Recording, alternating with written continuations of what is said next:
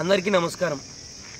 June 4వ తారీఖున save RDT save Anantapuram అనే పేరుతో మాజీ ఎంపీ కళ్యాణదుర్గం వైఎస్ఆర్సీపీ సమన్వయకర్త శ్రీ తలారి రంగయ్య గారు ఆర్డిటి యొక్క పరిరక్షణకై పాదయాత్ర చేపడుతున్న విషయం అందరికీ తెలిసినదే।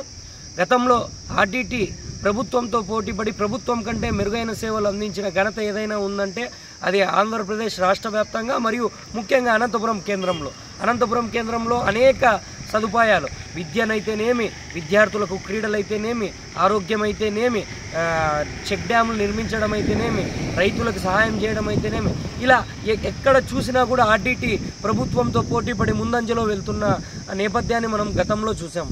ఇప్పుడు ఆర్డిటి యొక్క నిధులు ఏవైతే రావడానికి మూలమైనటువంటిది ఉందో దాన్ని నిలిపివేయడానికి మన కేంద్ర రాష్ట్ర ప్రభుత్వాలు కంకణం కట్టుకొని ఉన్న విషయం కూడా మనందరికీ తెలిసిందే। అదేవిధంగా అనంతపూర్లో కూడా సేవ్ ఆర్డిటి అనే ఫ్లెక్సీలు కూడా మనం చూస్తున్నాం। ప్రతి ఒక్కరిలో కూడా సేవ్ ఆర్డిటి అనే చైతన్యం అనేది వచ్చింది। దీన్ని పెట్టుకొని మన తలారి రంగయ్య గారు మన రాయదుర్గంకి సమీపంలో ఉన్నటువంటి గొంచి తాండా అనే గ్రామంలో ఏదైతే మన ఆర్డిటి సంస్థ పుట్టిందో అక్కడి నుంచి కళ్యాణదుర్గం నియోజకవర్గ వ్యాప్తంగా ర్యాలీ చేయడానికి సంకల్పించారు।